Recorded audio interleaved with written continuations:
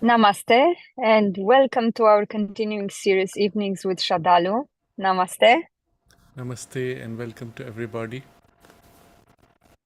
We are happy to continue today a special session this evening because we will be taking up some of the much awaited theme of the current affairs, which will explore some important recent events from a deeper perspective. And as usual, you may post your questions during the conversation in the chat box. So Sraddhalu will take a look at those questions later, or you may send an email at our email ID integralstudies.in@gmail.com. So let's see what we have been going through lately since Sraddhalu has not been online. Yes. Thank you. Yes, it's a very important topic which we have earlier taken almost 20 episodes, sessions to cover in great detail. And for those who may not have seen this, please do look at those before you come to this particular episode, because we are drawing on a certain background which was built up at that time, and particularly a few key ideas which are worth recalling. But just before that, an important announcement that Geminus was asked about whether he would take up specific classes or students, and he was very clear that it's been a while since he has stopped that. So for those of you who have been trying to contact him, it may be better to drop that now. We will be organizing a program with Mark that will be in February next year. So this is an aside. But coming back to the topic, we have had some detailed discussion on the theme of current affairs, where we set a background, where we looked at the overall framework of forces that are in collision, evolutionary versus anti-evolutionary forces, and energies, beings, forces which are against the evolution, being after all also cosmic forces. They have a much longer perspective and patience of managing and influencing human affairs. And we have to understand how they work across traditions, across centuries, across lineages of families, and in particular anything which is hidden in secrecy. And therefore secret societies which from quite a long time that have chosen to remain secret are easily infiltrated, hijacked, and then turned against, even if they started with positive intentions.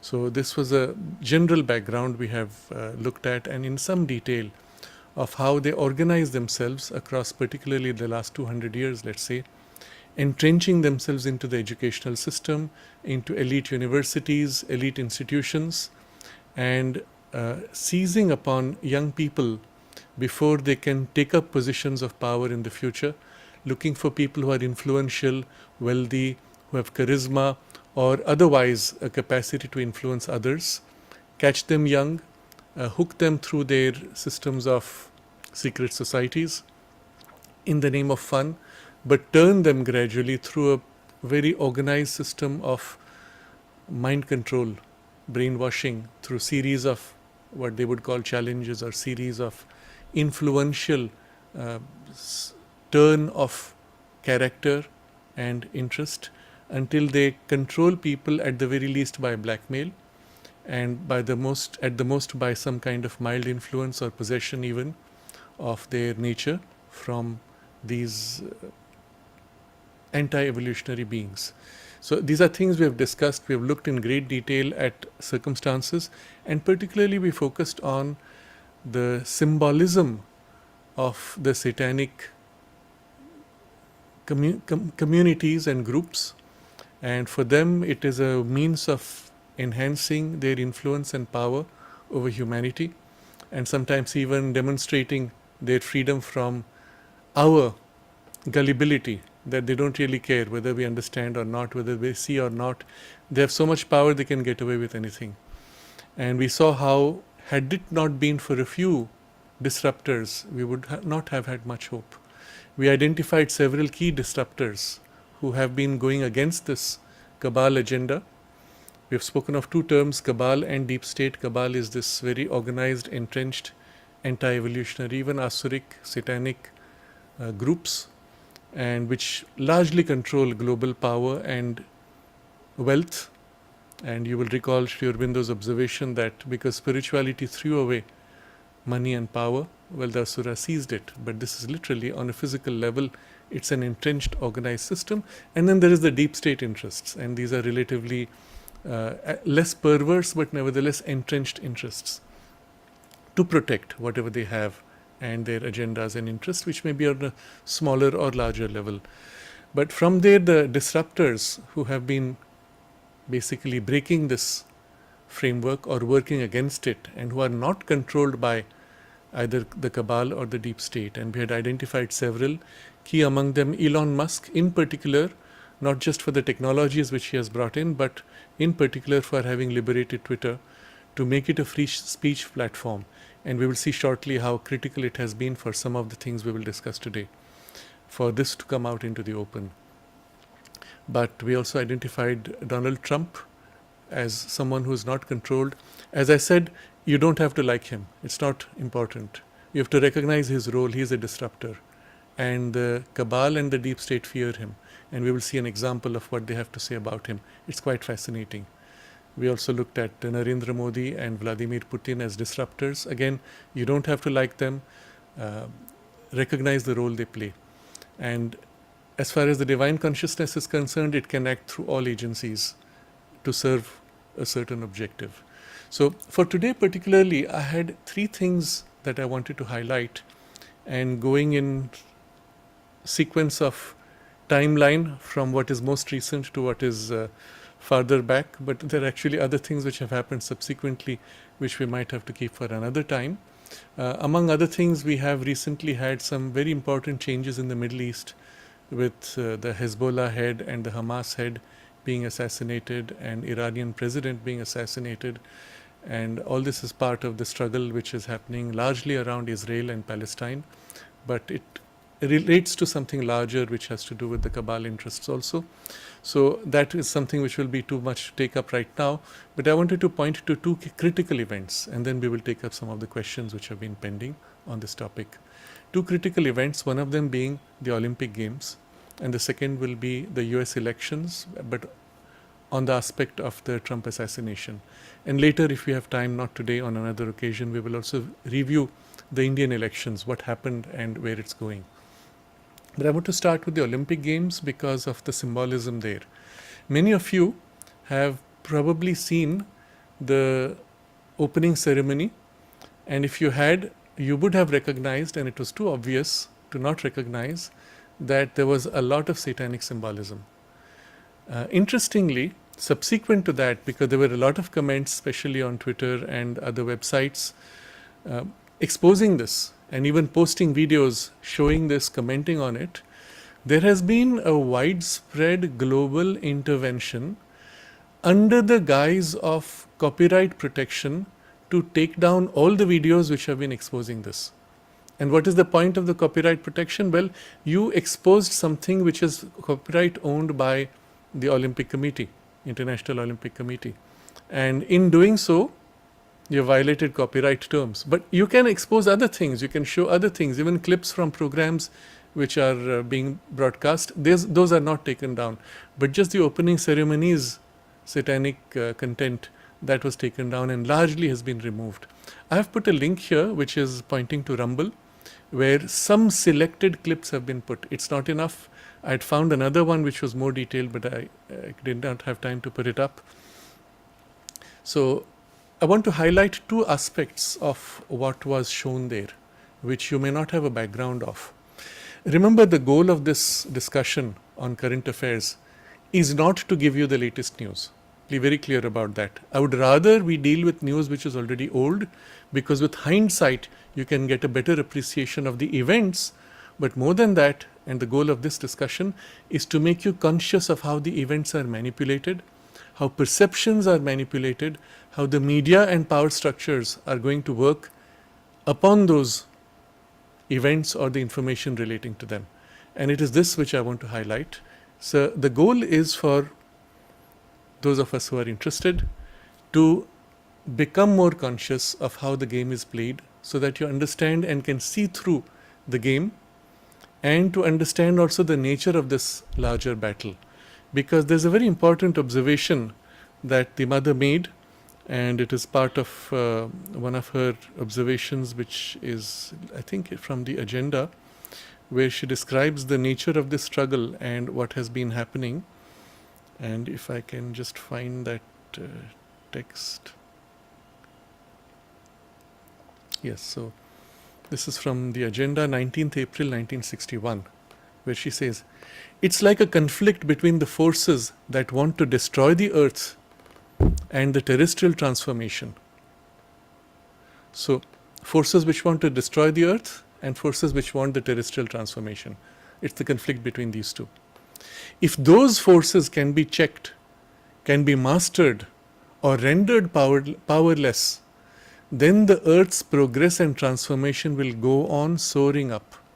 Magnificent. But now, monsters seem to be coming up from every side to prevent that.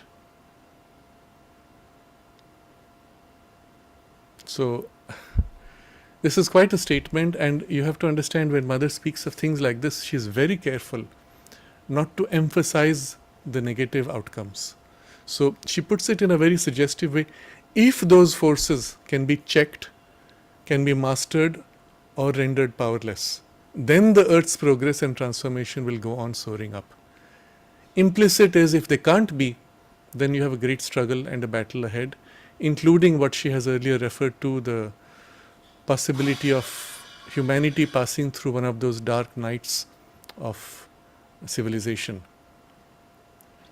Another of the observations she makes: before dying, falsehood rises in full swing. Still, people understand only the lesson of catastrophe. Will it have to come before they open their eyes to the truth? I ask an effort from all so that it has not to be. Again, you see, very subtly stated what can be done to avoid the negative. She does not emphasize the negative, but just a positive. And she says, I ask an effort from all so that it has not to be. It is only the truth that can save us. Truth in words, truth in action, truth in will, truth in feelings. It is a choice between serving the truth or being destroyed. Now, that's not a small phrase, choice between serving the truth and being destroyed. Understand what is at stake. Understand how critical this evolutionary transition and the present passage is, and the nature of this struggle. And the goal of this series on current affairs is to bring into our awareness the forms in which this battle is taking place, and the way we are being blinded, deceived, lied to, and misled by very powerful organized systems and forces. Earlier it was through media control only. Now it is through a combination of artificial intelligence and media control. And this influence of artificial intelligence is one of the most dangerous, precisely because what artificial intelligence can do, literally at the same moment watch every single human being who has a mobile phone. If you have a mobile phone, if you're watching your emails, if you're watching anything on social media, you're being watched and manipulated by what is given to you, what is not given to you, and the fear and influences placed upon you. For example, in preparing for today's discussion, I have listed nearly 21 links. This is one of the longest lists that I've ever put so far, for a good reason, because every statement I will make, some of these will be quite shocking and disturbing. I have backed it with information and link which is validated objectively from sources. But it is also at the same time for me a very subtle balance, what to say and what not to say, because you might get cancelled. Just that implicit fear of being cancelled, of videos being deleted or removed, or being blacklisted or labeled. So I'm not concerned about that too much. Fortunately, that's a different issue. So, but this part is certainly an issue of concern. So I'm placing all this in context so you also understand what we discussed and why we are doing this, what is important here. So I'm coming back to the opening ceremony of the Olympic Games. There were three things which were part of the agenda of the satanic symbolism. The first was, in the scenario, it showed a white horse riding across the stage. It was not a normal white horse. It was almost a ghostly appearance. We would call it pale, ghostly. Not transparent though. Pale would be the right word. With a rider on top. And it was surreal. For those who don't have the background of the satanic symbolism, you might say, oh, what's this? Maybe something artistic. No, it was not. It was satanic symbol, and I'll explain how. In the biblical tradition, there is the book of Revelation, which looks to the future and describes the present crisis, actually.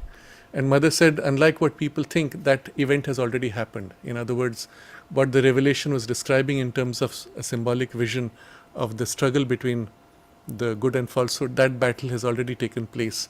And it's behind us, literally. But the consequences are still continuing. But what does that show, or what is the text there? And in the description, there are 4 horsemen who come, one after the other in sequence. And each of them brings some destruction in the world. The first has some conquest of the whole world. The second one is some, if I remember right, sickness and other. The fourth is death. And I read the text as it's translated. And I looked, and behold, a pale horse. And his name that sat upon him was Death. So the rider in this pale horse shown in the ceremony, opening ceremony, is Death. And hell followed with him. And power was given unto them over the 4th part of the earth to kill with the sword and the hunger and the death and the beasts of the earth. So these are the 4 horsemen. The first was conquest. The second was with the sword, I think, killing. Third is the hunger. Maybe I'm mixing up. And one of them is the beasts of the earth, which are unleashed, and then there is the death. So this is death sitting on the horse, pale horse. As he rides in, he is followed by hell with all the demons of hell, now let loose upon the earth. That's the symbolism. You've seen this symbol many times before in European politics, including, I had put a link at that time, which is of the opening of the longest tunnel in Europe, which was in Switzerland. And in the opening ceremony, you had all the European heads of state sitting together, watching, where you had the same symbolism of demonic beings emerging from the earth as if through the tunnel and spreading over the earth and converting human beings into demons. And that video is also publicly available. And there was another one which was also made, which was from another tunnel opening, which also shows similar things. It shows a chariot with again the pale horse and death riding and hell following, etc. So why is it that in Europe this symbolism becomes so common in the political representation and celebrations? And Olympic Games is of course a massively political event equally. And you have to understand, it is the result of the fact that so many in Europe, in the power structures, are actually followers of this ideology, let's say. The practical result being that they need to demonstrate it. They need to pay allegiance to their masters. And in so doing, they don't care if you notice. Because they're so powerful that they can take down anything, and we are so vulnerable, gullible, foolish, and now this word hypnotized, that they can sway us with hypnotic suggestions to forget anything. I'm using these words very carefully, for which I will give an elaboration later on. But understand this, from their perspective, literally, we are hypnotized puppets that they can play. And they celebrate the fact that they can do anything and get away with it. So what happened with this first symbolism? The second part of the symbolism, there were many things. The second which I want to highlight is the replica of the Last Supper, which, as you know, in the Christian tradition, again, is a very sacred event when Christ is sitting with his disciples, and it represents the acme of the spiritual power that Christ came to establish from the Christian perspective. and he's there with his disciples and so on. And there are aspects to it. Next to him is his wife in the painting of Leonardo da Vinci, but that's covered so that you don't recognize it's his wife. Nevertheless, the whole place, the whole group is there, and it's very sacred as a symbol.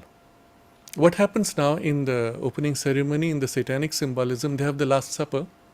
In the center is this person, and everybody around, they're all drag queens. Now, that phrase I am not very comfortable with. I don't know why they are called queens.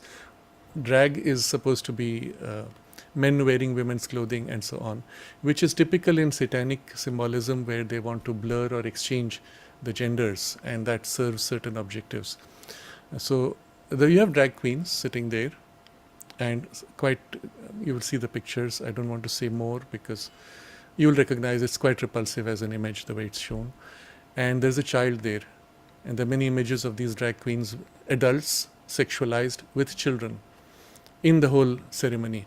And here this child is sitting there in the Last Supper scenario, and he's exposing his sexual organs. You understand why the videos had to be taken down. From the moment people recognized all this and began to expose it, the videos had to be suppressed so that we, the sheep, do not wake up. And that has been successfully done. They have also seen scenes where they show 3 people having sex and so on. All of this is part of the satanic agenda for pushing humanity into a state of subhuman, irrational reversal of evolutionary values, so that you approach the animal content rather than the mentalized human or even the spiritual human content. You approach the animal grade of living, and that's when you become the animals, you become beasts, and so on. You'll see a lot of the agenda is warping children today by popularizing through cinema the wearing of animal heads, pretending to be animals as part of partying, forms of party and so on, and it's all part of that agenda to turn us, to accept, to make us accept to become beasts and animals. So when all this was exposed, when particularly Christian groups raised a very strong objection, and I've put a link which is promoted by one of the Christian groups because I could not find the other one immediately. So obviously they are more upset that there's a desecration of Christian symbolism. To me, that's not so important. It's the fact that it is a promotion of satanic symbolism. You see, that's a bigger issue than the other one. Yes, of course it denigrates the Christian symbol, but it is the promotion of the negative as a power influence upon the viewers. Now, why do they do this in the opening ceremony? Why not do it in a private ceremony at the back, as they have done in the past? In the opening ceremony, when you have millions of people watching, you are observing, watching to take in something which you think will be beautiful, representative of French culture and French values, and something beautiful that you can look back and say, this is France. You have instead a satanic symbolism which is used as a mechanism for massive influencing of the viewers. And again, I'm reminding you of the word hypnotic. We will come to that shortly. And normalizing the perversions. So initially you look at some of that and you say, yuck. You see it a second time, third time, and a fourth time. Finally, you see that in every cinema, and at some point you get normalized. Children who grow up consider this to be now the value standard to follow, and so on. So there's a larger goal there. When Christian groups raised objections to this, particularly on the misuse of the Last Supper symbol, the Olympic Committee put out an apology, and the apology basically said, we did all this to promote inclusiveness, and we apologize if your feelings have been hurt. They don't apologize for what they have done to be wrong. They apologize if your feelings have been hurt, but they don't say they have done wrong. So this is a game which is unfortunately not so nice. We come to a second aspect of the Olympic Games. So this was the opening ceremony and satanic symbolism. A second aspect which is also of a great danger, and Sri Aurobindo has warned us about it, which was the one world government taking over. But how is that happening, and the model for the future of how this takeover takes place? The whole of France, particularly Paris and wherever the Olympics events are taking place, has been put under one of the world's most advanced and densely knit surveillance technology.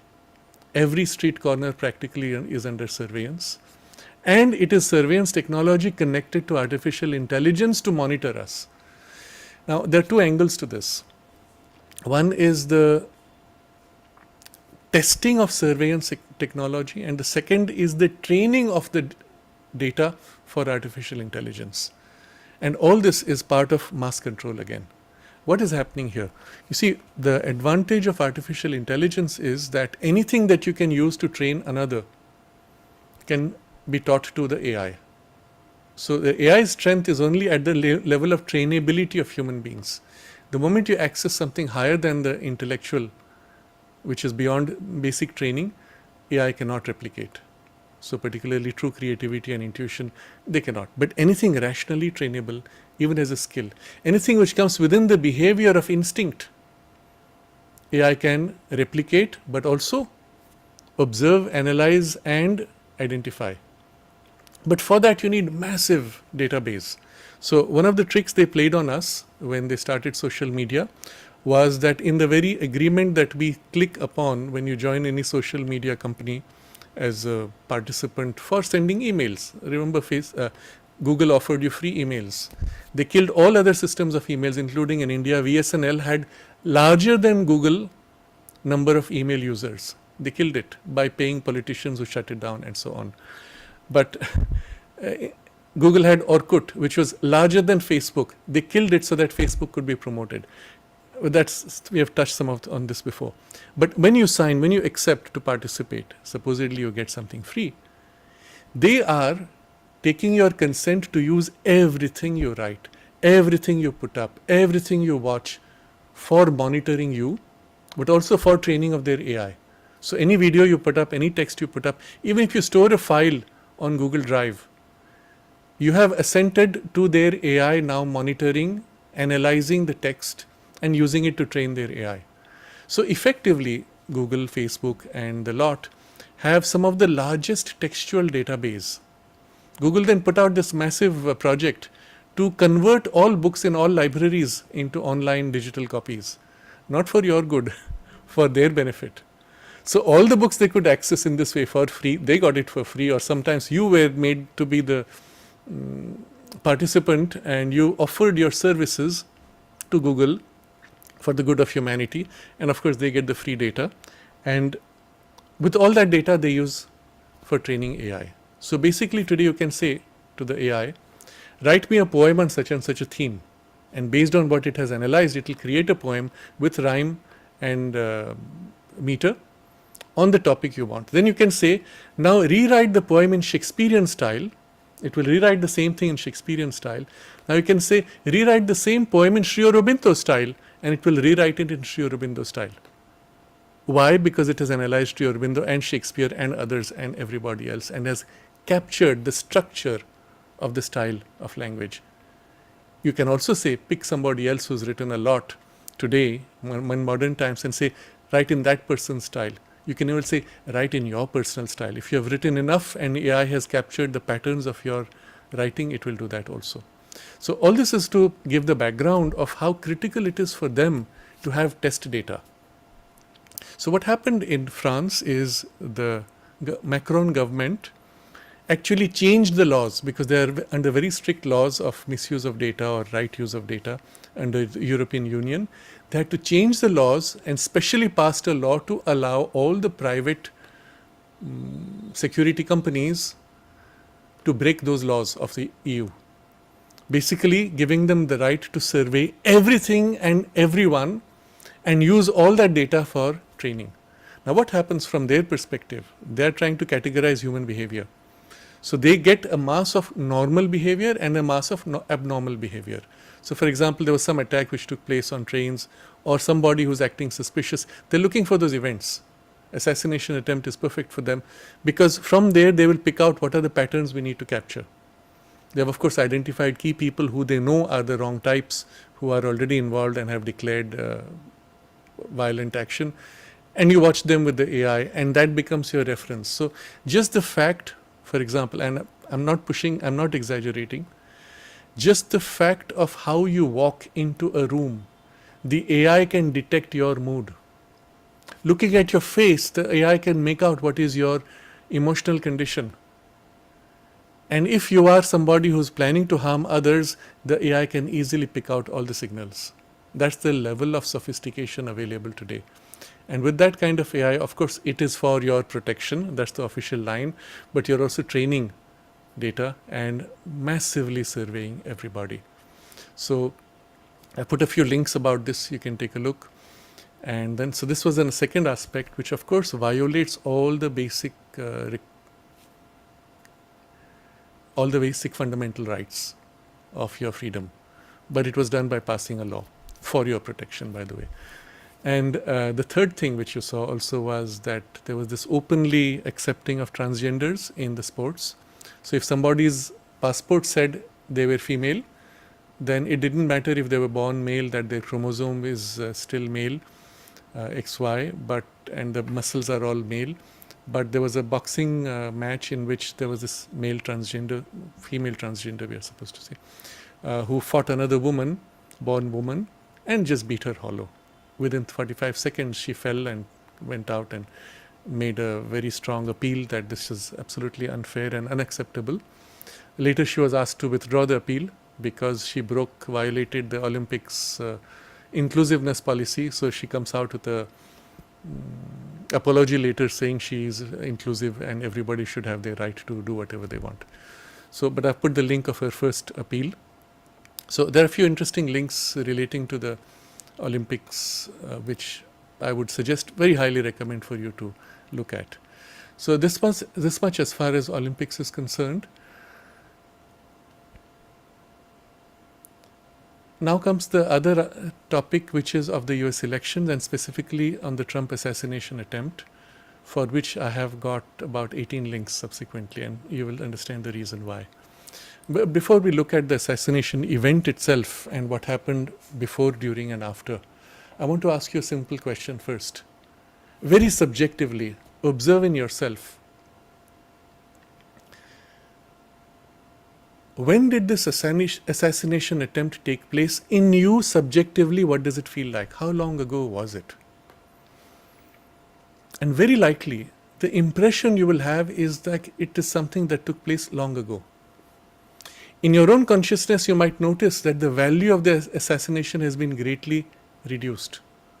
It just happened, something happened, there was an attempt, and that's it. And perhaps you might even notice that you've almost forgotten about it in the overwhelming mass of new events which have come across you in headlines. Observe this. Observe this very carefully, because this is the deliberate effect imposed upon you by a hypnotic process. And I'm going to elaborate on this. One of the things which happened just after the shooting attempt was that the media had headlines saying that they couldn't understand why the killer shot Trump, because he had no track record of violence or hate or social media postings for or against Trump. He had donated something to the Democrat Party and that was it, but otherwise nothing much. He was completely unknown with no particular dramatic tendencies of any kind. The only thing we find interesting is that he was featured in a BlackRock ad in 2023. That is unusual. BlackRock is one of the cabal companies, which is very powerful, which is buying up land everywhere and properties everywhere, and companies, one of the wealthiest. They have many trillions of dollars that they can invest. They can swing markets, and it's one of the cabal companies that's being promoted strongly across the world. But this is the only thing. Other than that, nothing interesting about him. And so why did he even do this?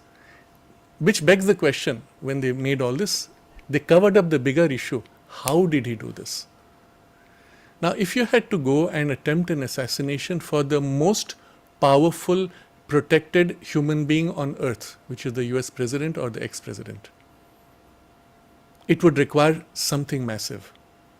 This is an ordinary person with no special skill or talent who manages to evade the most advanced security systems and manages to do this. And just by tiny whiff misses, because Trump at that moment, by sheer divine grace, turns his head slightly and the bullet hits his ear and tears his ear lobe rather than splitting the head.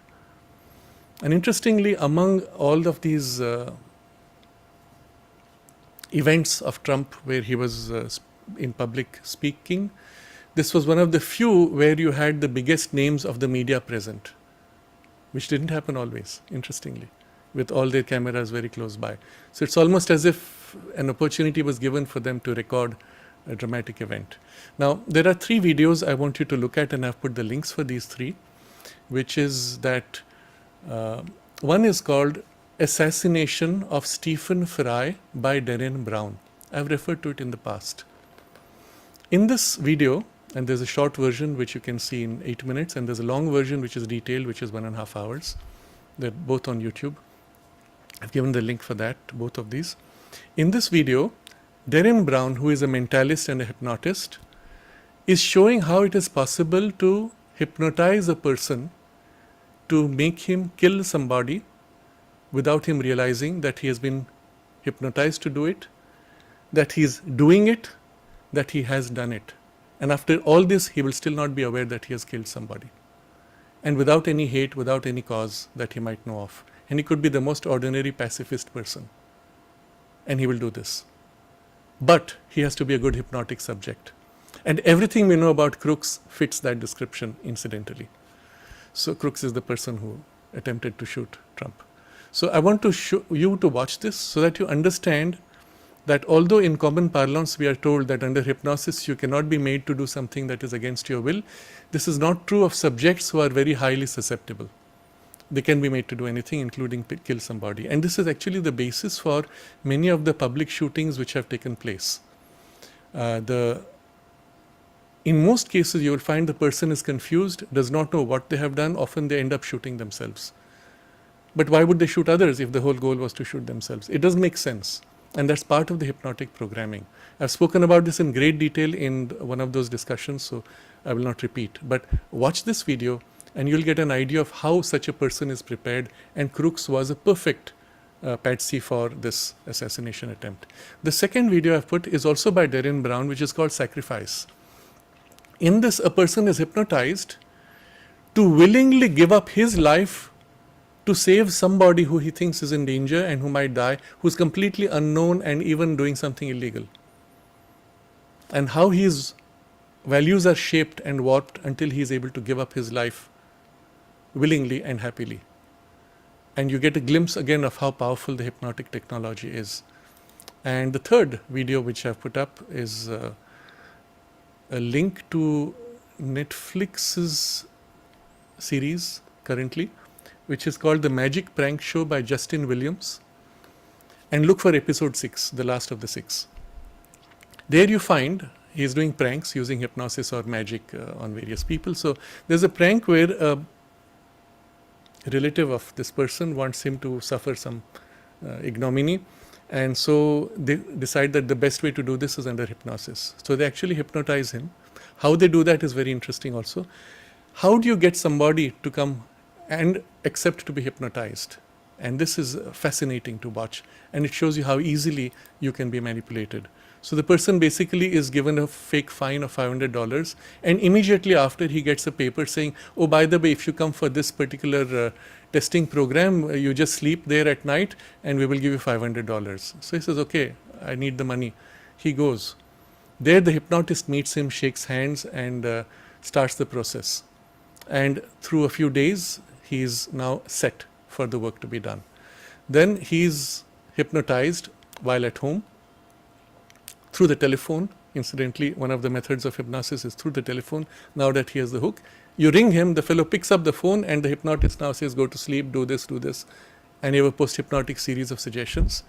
He's then taken in sleep state, under hypnotic state, to some strange out of the way place in a setting which looks like futuristic. He's given the appearance as if of a UFO that has landed and some alien comes, scares him so much.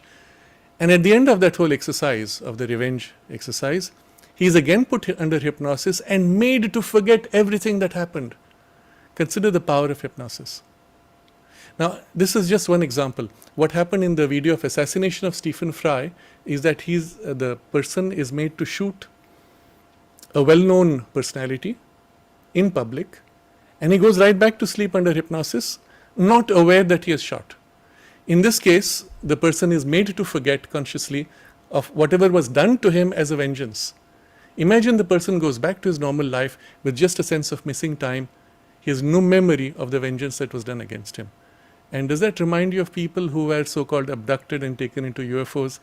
Well, sometimes they are genuinely abducted, sometimes they are military experiments under hypnosis where you're made to forget.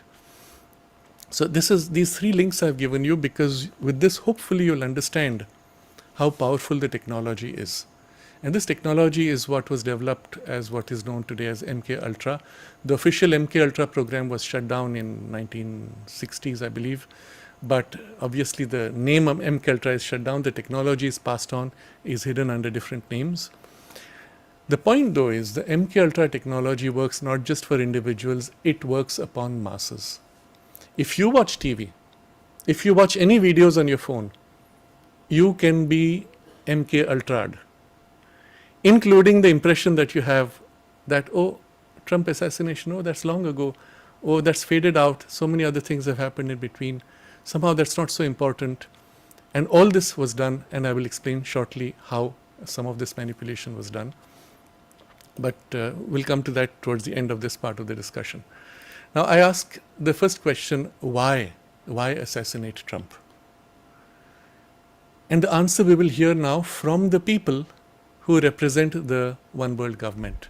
And there's a link I have put of the World Economic Forum thought leader Yuval Noah Harari. I've referred to him in the past as the person who declared quite publicly that human beings are hackable creatures. In other words, hackable is a mild way of saying you can be manipulated to do whatever they want you to do. As hackable creatures, he says, we do not have any need for soul or for God, and free will is pointless. So, the future of humanity is for humanity to be hacked into behaving the way they want you to behave as sheep in a controlled one world government. So, this is the framework and the background of this person, and he's the thought leader of World Economic Forum. He's asked in the link which I have provided in the interview, are you concerned that Trump might become president? And he says, yes, very much. And then I quote exactly what he says. If Trump becomes president again in 2024, it will be the final death blow to the global order. The new world order is this one world government that they are building, and it will be the final death blow if Trump comes to power. Now, what does that mean, final death blow? It means already Trump has done enough damage to the globalist agenda.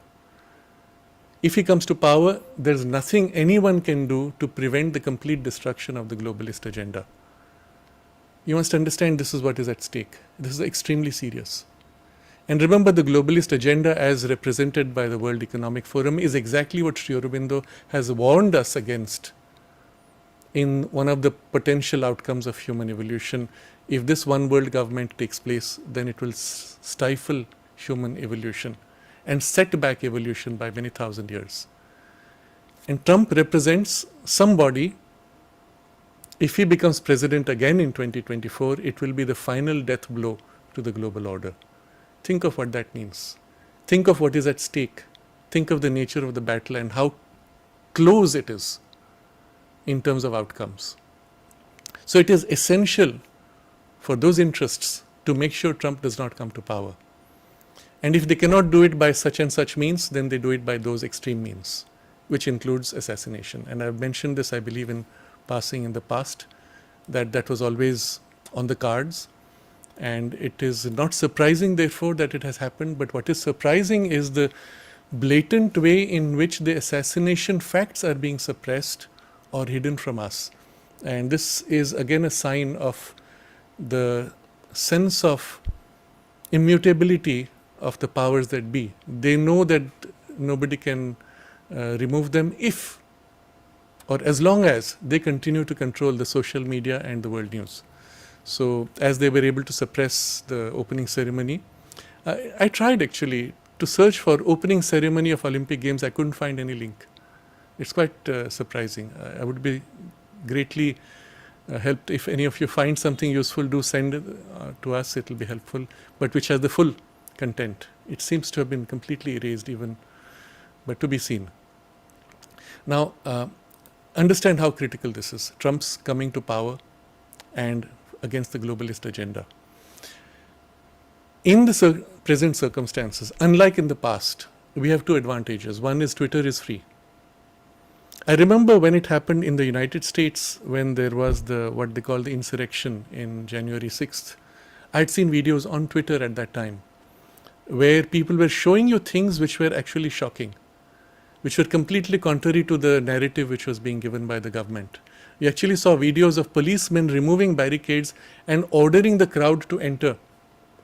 I've seen those videos. I've actually downloaded them. So I'm quite confident that I can say this because I have the videos. I've saved them offline. I knew that they would be removed. I saved them offline. You see photographers going in along with these people, and then the policemen posing with batons raised as if to stop people entering, and the photographer takes a shot. Then the police turns and says, come, come. Again he takes a position. Photographer takes a shot. Again police says, come, come. I have seen this video myself and I've saved it offline. So, and within a few weeks, all of those were erased from Twitter at the time, so that the official narrative could stay. This time Twitter is free, thanks to Elon Musk, and we really owe him a great debt as a humanity. Because what happened was, in Trump's public speech, you had people with video cameras, with mobile phones recording. And many of those picked up the Secret Service as well as the shooter well before. And you can see in the interaction that the Secret Service has recognized he is there and is doing nothing.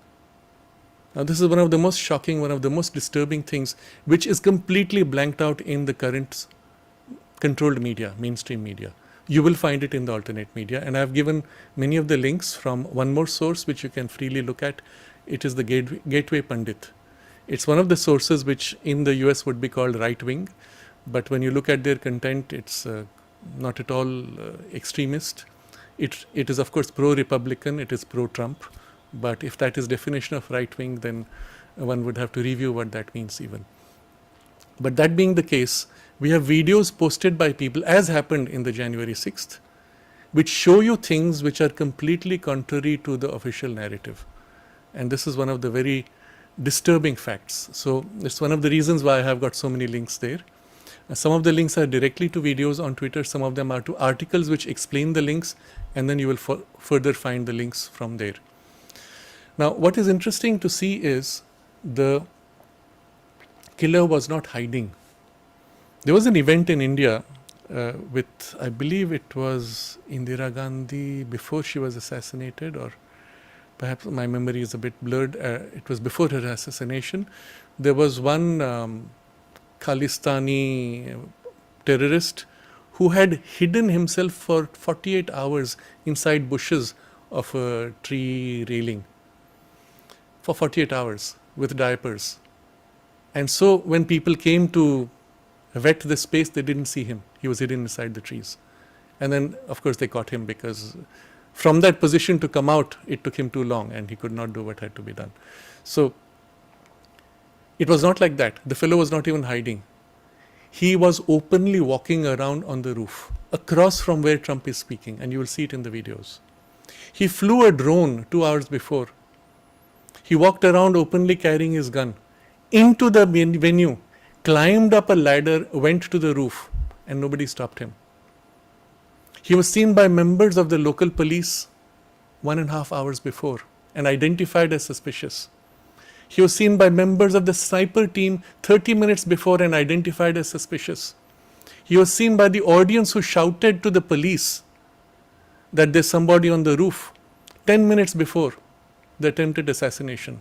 And 2 minutes before the attempted assassination, there's a video shown, and all the links are there, where you see this building, which is just across from where Trump is speaking, and you see the policemen have surrounded the building. They're all around, except nobody has ever gone on top of the building. Isn't that strange? Normally, when you have security protection of this kind, you have snipers to protect against enemy shooters. And snipers are put on all the highest strategic locations. So they had snipers across from behind Trump looking over. Normally you would have snipers on the closest building. This was one building where they were ordered not to put snipers. The snipers, the roof was left unattended deliberately by order of the Secret Service. The official reason given by them was that the roof was sloped. Now, these are very important statements, and I'm not taking responsibility for them. I'm giving you the links to the sources, where the Secret Service itself has made those statements, or the local police has made these statements. Threat agents who come to assess 2 days before to look at the space and find out what are the threat areas, they will find, okay, put someone here, put someone there. Basic practices for any any protection of a VIP. The threat assessment agents were not sent in advance on orders of the present Secret Service director. He specifically ordered not to send. And this person is a former Democrat staffer. And at that point, the then head of the Secret Service was a former head of security for PepsiCo company, appointed by Biden as head of Secret Service. Now, you must understand, to be a head of security for PepsiCo company is a very different kind of security. It is industrial security. That is, you have basically guards walking around so that loiterers do not get in. There's nothing to be done there.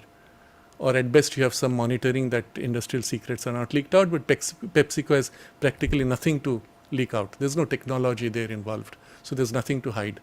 Such a person with zero experience of military security is made head. And of course, it's a deep state asset to begin with. But even when that person was made to resign, the present acting Secret Service head is the one who ordered not to send the threat assessment agents. Again, I've put links.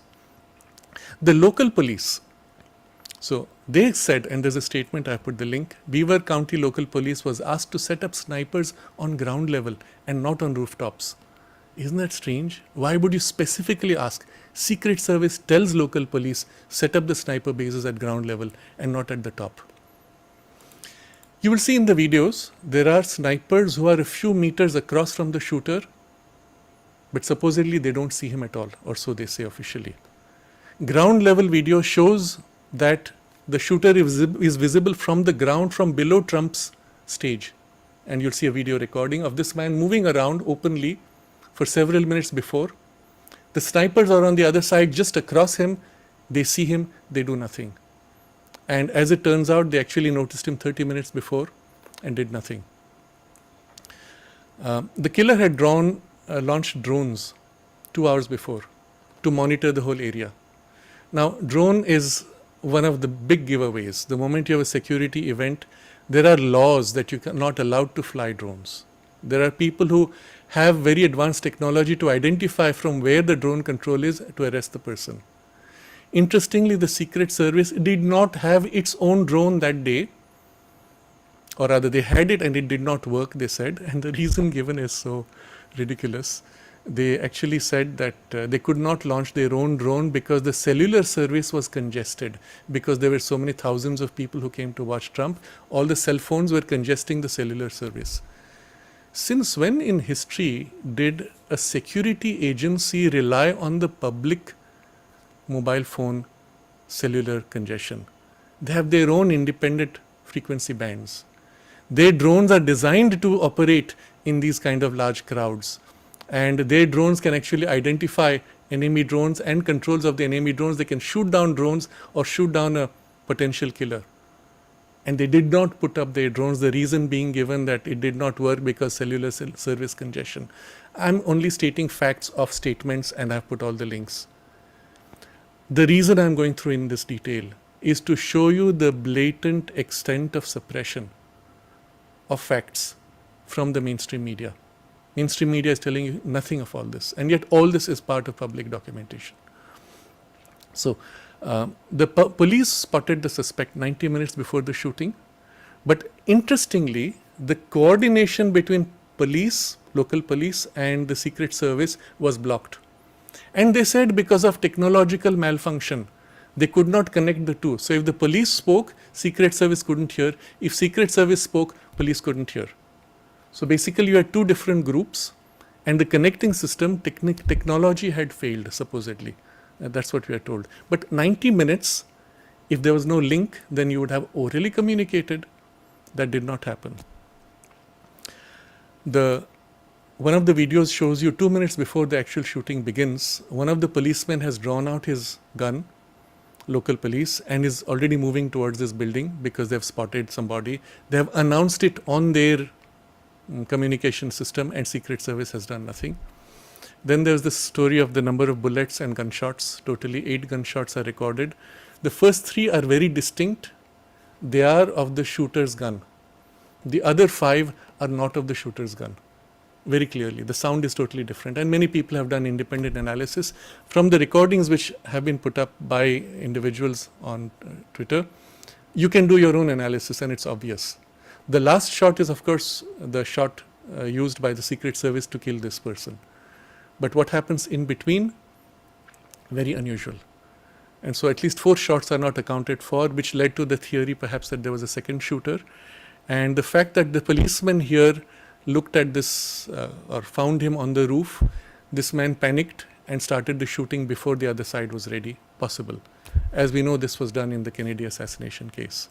Now, all this is to give you a quick summary of how blatant has been the suppression of facts. I'm going to read from one of these articles. According to the official narrative, Crooks did all the following by himself without any insider's help. He flew a drone over Pennsylvania fairgrounds, got aerial footage of the rally layout on the day of the event 2 hours before Trump took the stage. This is impossible. Second, he got a rangefinder through security. Now, these are long things on guns by which you can point a gun at a distance using rangefinder. These are things you can't hide inside your shirt. He got that through security. And third, he evaded law enforcement officers from several state, local and federal agencies. He was able to go up, climb a stairs ladder, go to the roof, and then move around freely there for half an hour without anyone stopping him.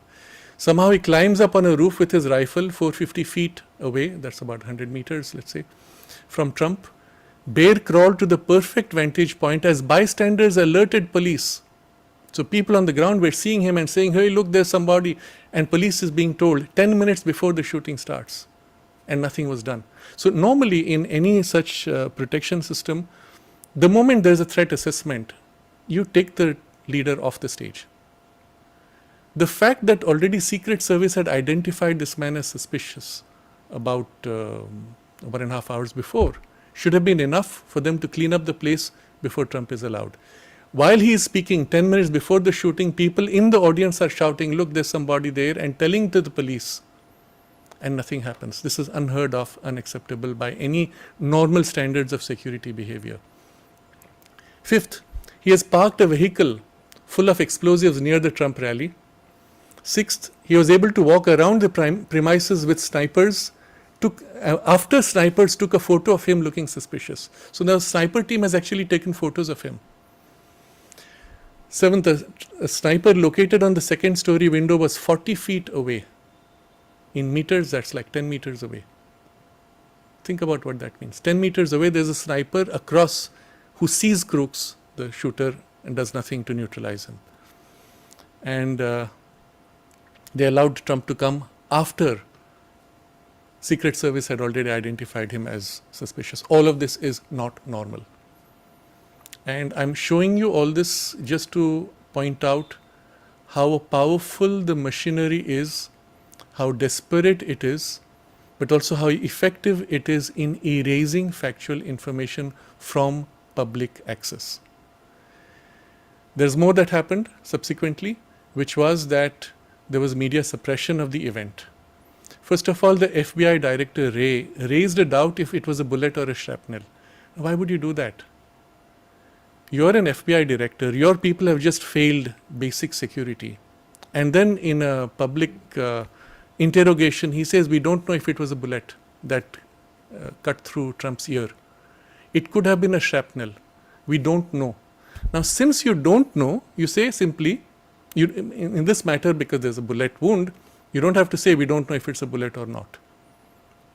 But you say that because you want to create doubt. By stating it's a shrapnel is not a bullet, it's fragment of a bullet. After the bullet has struck somewhere else, pieces of it might fly off and a piece might hit you, that's a shrapnel. There was a statement from Trump's doctor who said this is not a shrapnel. This is actually a bullet which has torn the ear. This is serious. It's not a shrapnel. Then finally, the assistant director of FBI had to come up with a public statement saying, sorry, there's this miscommunication. It is a bullet. It was never a shrapnel. Now, but why would the director say this? And this, you must understand, this is part of the public programming to de-emphasize the events. After the immediate aftermath of this, you had the publicity media focusing on other public figures, Macron, for example, saying, oh, this is bad, and we extend our sympathy and support. That flooded the media. Why? Because it's positive messaging instead of suppressing the negative messaging. Understand how the hypnosis works. And then Facebook and Google actively, through their artificial intelligence, suppressed all the photographs of Trump taken after the shooting where he's shown bleeding. Now, this is something quite amazing and very disturbing. And I want to show you particularly what was the image that was suppressed, because it is something so important. Let me see if this works. This is the image of Trump raising his fist after there has been shot. He still has the courage. And in public declares, fight, fight, fight. This is the image which was shown. And this was the image which, had it gone viral, would have built a huge sympathy wave for Trump. You notice also this person who's here, the lady in front. This is unacceptable in normal protocol of any kind of security. You see the man next to Trump, he's taller than Trump. Trump is a tall man, he's more than 6 feet. So normal protection system is that you're surrounded by people who are taller than you, so that they can surround you, and if there are any new bullets coming in, their head gets it.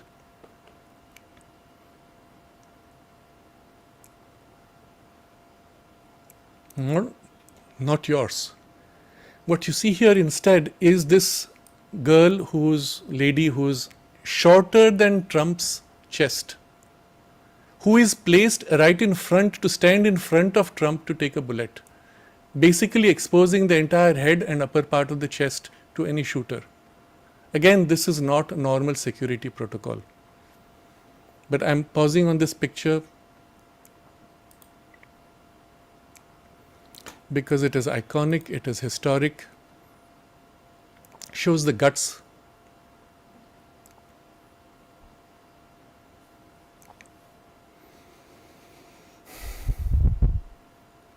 Shows the guts of the man to stand before the public after shooter has already attempted to kill him.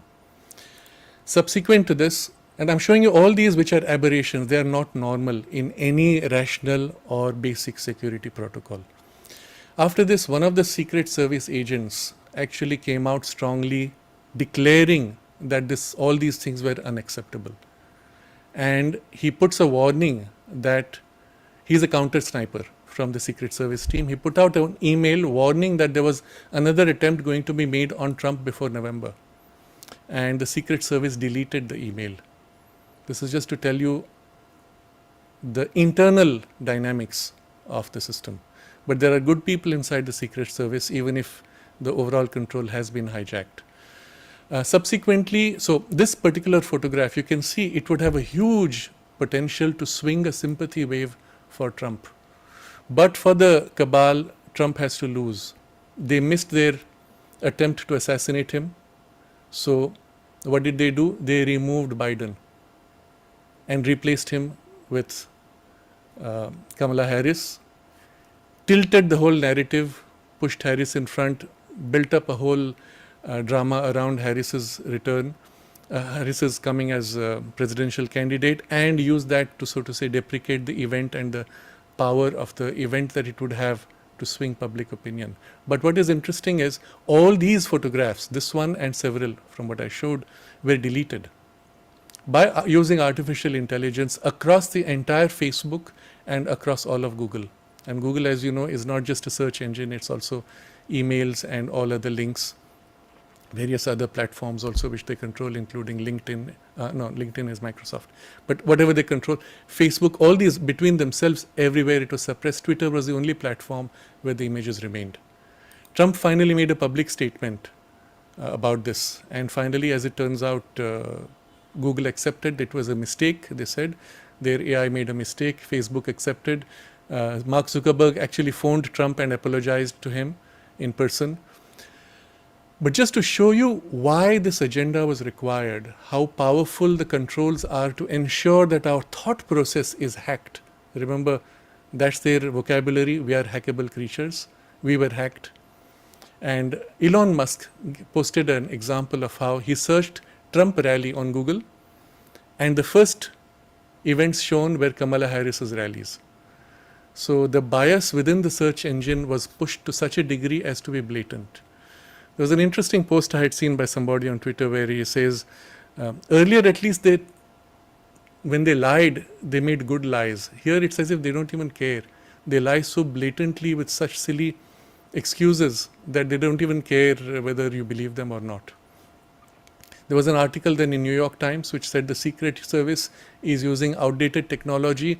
They don't invest more than 1% in R&D. They're not supposed to invest in R&D. They're supposed to buy R&D and use it, which they are already doing. They're supposed to be one of the most advanced. But there were such articles which were put out to, so to say, deflect attention to technology issues, failure of systems, etc., but not pointing to human failures. And practically everything I've pointed out in terms of factual data points to human failures. One final thing, which is again very shocking, 24 hours before the attack, before the attempted assassination, there were huge investments in the stock market betting against Trump companies. Had he been killed, all the stocks would have fallen. Somebody knew 24 hours in advance and had already bet against. Now this reminds you of 9/11, when the 9/11 attack took place and the planes crashed and all the planes were grounded subsequently when the planes crashed on the buildings and all the planes were grounded subsequently. What happened was 3 hours before, 2 hours before, there were heavy bettings, and I think even 24 hours before, heavy bets against airline stocks, massive. And those who bet earned trillions, just like that overnight, because after the event, airline stocks went down. Something similar you see. You see also something similar that happened before the Hamas attack on Israel. There were heavy bets against certain Israeli companies by people, could be Hamas, but somebody who knew in advance was already betting heavily against Trump stock. Now, because that happened, when you bet very heavily, of course it affects the stock. So subsequently, as a cover-up article, which you find 10 days later, they say that Trump's net worth plunged $900 million since Kamala Harris stood against him. No. It actually was the result of the heavy betting against. And Kamala Harris didn't make any difference if you see the timeline of those events. But again, I'm giving an example of how the media lies to you. If you recall in our earlier discussions, I always said the media is not your friend. Well, that's a euphemism for saying the media is against you. I have put 2 more links. Now, there are lots of links there, and those of you who are interested, I would really advise you to look at all these. There are 2 more links I have put. One is by one Philippe Argilier on the shadow government. It's quite dark, but it gives you a sense. Another person is Kalin Georgescu, who is a former executive director of the United Nations, who speaks about how the oligarchs control things and even control the UN agenda. So this will give you a background of what we are up against. In summary, as far as this particular thing is concerned, for the Trump assassination event, in summary, you understand how powerful the forces are. When Trump was in office as president, if you will recall, he had a personal bodyguard with him always. The media made a big deal about it. I think it was for nearly 2.5 years that he had a personal bodyguard, and then the personal bodyguard retired. During that time, they had to clean up the Secret Service so that he would not be assassinated by his own people. And only after the Secret Service was cleaned up to satisfaction that his own bodyguard withdrew. And that gives you a sense of how any head of state is under constant threat. I had mentioned this also in passing earlier, by their own security people. And if the cabal controls the security people, they can threaten you with anything. So it's very difficult to be in an elected position with a security that is not of your choosing and still take freely decisions which are good for your country or for humanity without being threatened directly by the cabal. And I give another example about this. I've not put a link to this, but you can find it easily. Obama was asked in an interview, and one of these night shows, famous night show host, who asks him, "You were president. Did you ever ask about information about flying saucers?" And the show host says, "If I was president, the first question I would ask is, give me all the evidence that you have about flying saucers." And Obama laughs and says, "That's why you will never be president." Interesting. If you raise questions which are not aligned to the interests of the cabal, they will ensure that you will never get to any meaningful position of power. It's only if you play along that you're encouraged, supported, nourished, promoted widely, and brought into position of power. Therefore, as a general rule, the moment you see media promoting somebody, know that very likely they are controlled opposition or puppets. If you see media viciously attacking somebody, very likely they are doing good. But that's just a general indication for this. I'm going to take a quick pause and look at some of the chat box observations and questions. Yes, so SMT is asking about India's general elections, Bharat elections. I wanted to do that today. I don't think we will have time. Maybe next time if that's possible. Radiance is saying disruptors are so specifically targeted more in the last few months. We can send our light to them and even fund their causes, like paying for Twitter maybe. Yes, this is an important point. That yes, disruptors across the world are being targeted because of what is at stake. And I hope now you have a greater idea of how serious the battle is. You remember when JFK, John F. Kennedy, was shot, the mother was very unhappy about it because he was a potential good instrument, perhaps was already an actively good instrument. And she said if she had been warned that his life was in danger, she might have taken steps to ensure his special protection. She actually mentioned this, of course, which raises a lot of other questions. But the point is, there is a battleground and we are the battleground. You may not be in a position of power to do something, but you can do something about who you support. You can do something about your inner allegiance and your external allegiance. Sri Aurobindo during the Second World War actually donated some money to the British cause. The quantity was not important, but he said it was the gesture of supporting what was right, what was necessary. And so I'm in agreement with Radiance's observations. You do what you can. If nothing else, in truth, in speech, in thought, you support what is right as best as you can.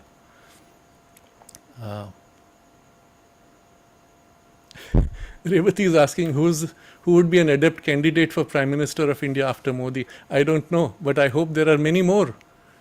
It would be a pity if there's only one potential candidate. Rather, our objective should be to have 100, 1,000, 1,000,000 people wake up. And then you don't have to be Prime Minister necessarily. Within your space, you act as he could act within the limitations of what he can in his space, isn't it? That's what we need. We need more people who are dedicated to the light, who live by spiritual ideals and values, but who are effective in real life, who have the warrior spirit as well as the wisdom and intelligence and uncompromising commitment to do what is right. And more people should wake up in this way. Then assassination would not matter. As long as you have one leader, assassination is one way to remove. If you had 100 after him, they would not even bother with assassination because it will make no difference. So understand the key in the long run is still us waking up and coming into our own in whatever role we have to play, each one within our scope. Vivek is asking, what about the supramental manifestation of 1956? Is it not more powerful than all these adverse forces?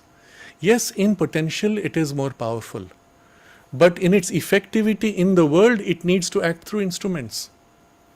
Just take a hypothetical situation. Let's say you have 100 people on earth and you have forces of light and darkness working. If all 100 are aligned to the darkness, what will the force of light do? It will still do what it has to. It will work through the darkness to build in the long run, over 100 years, the power to wake up one or two individuals who will then become a focal point of support for waking up 10 more people in the next 100 years, who will become a point of support for an eventual overthrow of the darkness after 1,000 years, perhaps. It will still do, but the result will not be visible immediately.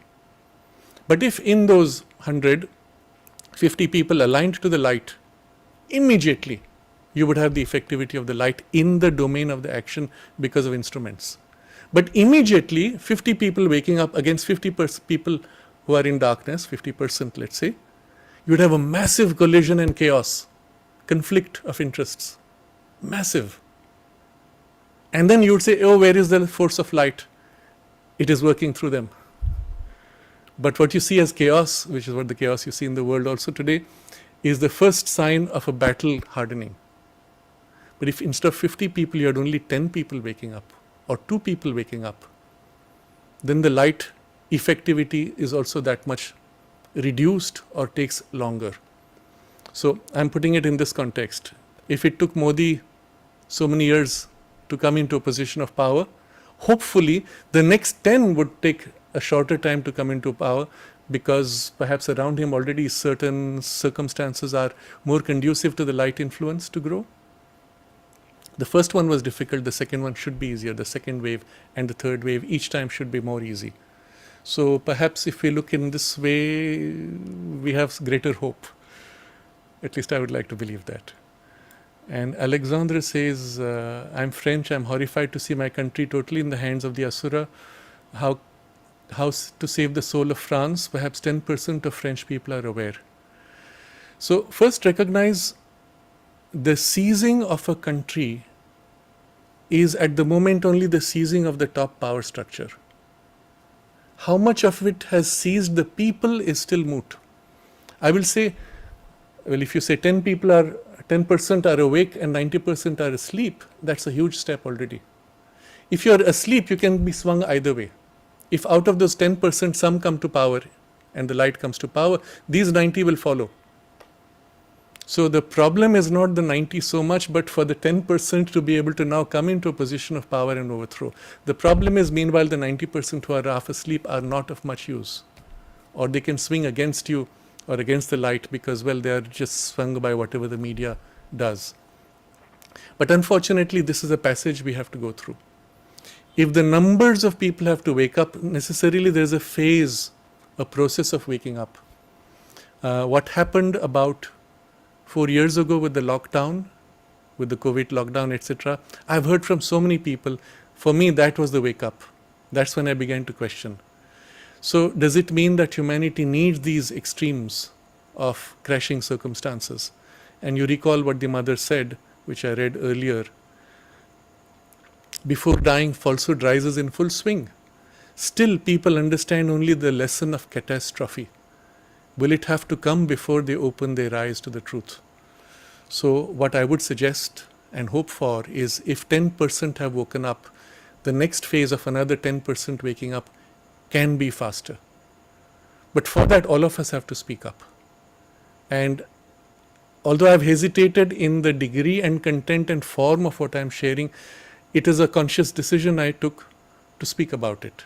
And if there are people who are upset or who choose to whatever, it's their choice. But I do feel that more people will wake up if we speak about it than people who will question, doubt, or perhaps walk away. And certainly protecting your friendship with people should never be your criteria. If you say 90% of my friends are following the woke ideology and I will lose them if I speak up, then I would simply say, speak up anyway, because you're with the wrong friends. When you speak up, people who are awake, conscious, and who have a deeper perception and understanding will also come to you. Those will be your new friends. But all of us need to act in whatever form it is, at the minimum to speak up. Of course, there's a skill of speaking up, and I've spoken about this before. I won't repeat. Start by raising questions. Circulate certain articles which are very clear, concise, where there's no doubt of the facts, but which begin a process of preparation. Understand that it took you time to wake up. And so accept that others also needs a little more time to wake up.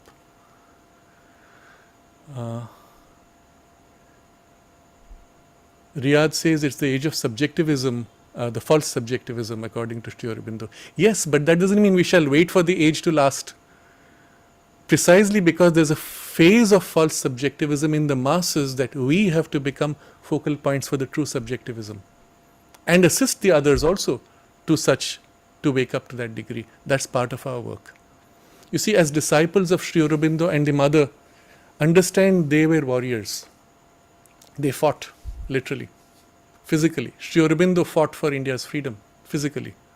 He organized, he went all over the country, put himself at risk, got arrested, got put on trumped up charges and would have been hung. But he did whatever had to be done to the best of his capacity, and as did the mother.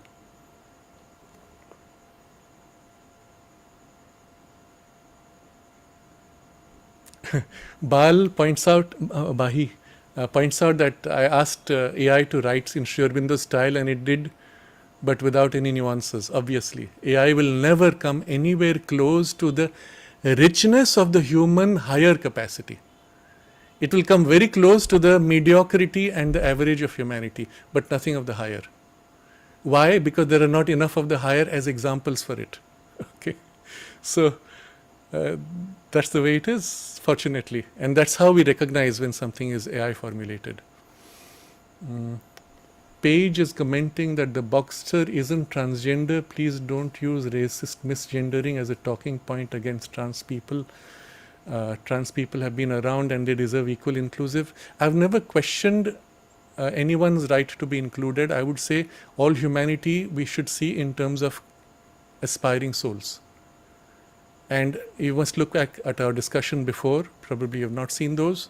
All human beings, without exception, are souls in evolution, and our reference should be on that basis. What I pointed out was the unbalanced fight that takes place when someone is biologically male and muscles and bones are necessarily dramatically stronger, then actually it makes no sense for them to be fighting, irrespective of whether they call themselves male or female. So there's a biological advantage that they have, which you have to be very careful about. And we see this in the ashram, for example, where the mother wanted boys and girls to grow up equally. So we have a co-ed system. But in the physical training program, after a certain age, which is I think around 18, we separate the boys and girls. So we asked the head of physical education department, why do you do that? He said, because the performances are so different. It doesn't make sense anymore. And that's a biological difference. And so we just recognize that. And so Radiance has made a similar comment. The boxer had a hormonal muscular balance of a male. So the core issue should not be lost. And the gender test also failed the gender test incidentally. So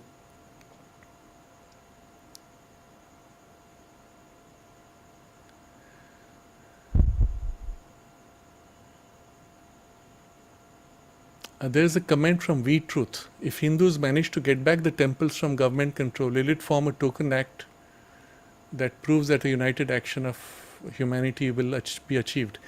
Yes, of course. Now this is one of the great perversions of the colonial phase of India, where the British government at the time had taken control of all Hindu temples, and all the funds donated by Hindus were taken by the government. This was continued by Nehru because it suited the continuing colonization of India.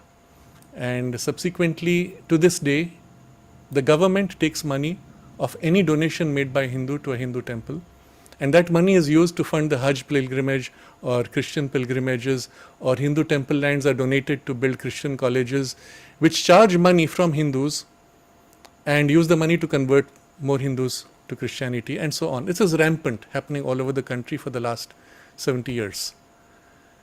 Why hasn't it been changed? Well, that's one of the examples of Modi's failure. At the very least, the government should have handed temples back to the Hindu community so that the funds from the temple can be used for education and for the well-being of the Hindu society, the way Christian funds from churches are used for the well-being of the Christian followers, or Islamic funds are used for the Islamic followers. So why not the Hindu temples be freed. And on this regard, the Modi government has failed. Why? For many reasons. And one of them is that the Hindu community itself is not willing to stand up for its own interests. Why? Because you've been divided, because of the hypnosis, because of the short-term, narrow interests which have dominated the larger well-being of the national interest. So it does demand an introspection, but it also demands sustained effort to represent and ask for the freedom necessarily for the temple funds. RP says, do we start praying to deities? No, that does not work. The deities will still give you the energy to act, but if you're not willing to act, the energy to act will be dissipated in other things. The deity cannot act directly. All action on the material plane requires a material body. That's why we incarnated in human bodies. Otherwise, we could have come as souls or as subtle bodies, come on earth, enjoyed the earth in the subtle physical and gone back. You want to act in the physical, you need a physical body. Even deities, positive, negative, light, dark, all kinds of deities, need human beings as instruments. So the question is, how many in humanity will choose to wake up and align to the light? That's really where the crux remains, and willing to act.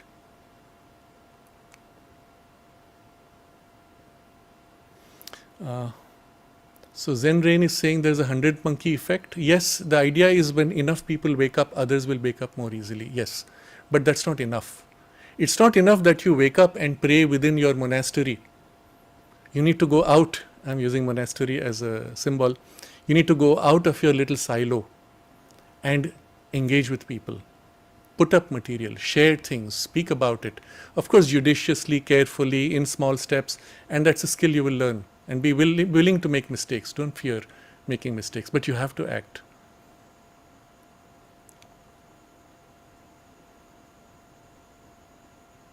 So I think that's as far as I wanted to cover for the time that we have. So I've looked at two major things which have happened recently. One was the Olympic Games and the symbolism, and understand what that means. It means the entire committee of the Olympic Games could accept this, because nothing is done without prior verification by the Olympic Committee. Understand where the forces are and how they've seized institutions at their highest level, at an international level. And all the rest that follows is consequence. Why? Because we threw away power and wealth. And Sri Aurobindo used this phrase, the money power has to be won back from the asura, which means you should be willing to, get into the battle. Again, what that means, in what form it is for each one to choose within their temperament and within the domain of the field of action that is before you. The second thing we have highlighted was the attempted assassination against Trump, and why it was so critical for the cabal interests, because if Trump becomes president again in 2024, and I quote, it will be the final death blow to the global order. Obviously not immediately, but over the 4 years of his term. And of course, even after he comes to power, if he does, they will attempt to stop him by every means possible. So it's not as if the battle ends even if he comes to power. The battle continues, and here's somebody who's willing to fight and die for you, for the for the well-being of humanity. Elon Musk said the same thing. Why did you buy Twitter? He was asked. He said, because it was for humanity. And these are people who genuinely think on this scale. They have the necessary finances or other means, but we don't need finances for this. We just need courage, loyalty to the divine and to your soul, and the courage to speak what is right and what is true, even if diplomatically, but speak without compromise. And each one of us can begin to make a small difference within our space. Trust that if you open yourself to the light, even a few words spoken from the state of light, not from anger, not from hatred, not from confusion, from the state of light, will touch people with the light and greatly amplify the result that it will have. Keep this in mind, do what is necessary. This was the goal of our series on current affairs. I have a few things I wanted to share which are relating to Indian elections as well as what has happened in the Middle East. And perhaps next time we might just take up this topic for closure on recent events. But I'll decide that later. Let's take a moment to concentrate in aspiration, asking for the Divine Mother to protect all those who are fighting for us, for humanity. And sometimes we may know them, sometimes we may not know them. Asking for the protection of all these, as well as the wisdom and strength for all of us to be able to do what is right within our domain.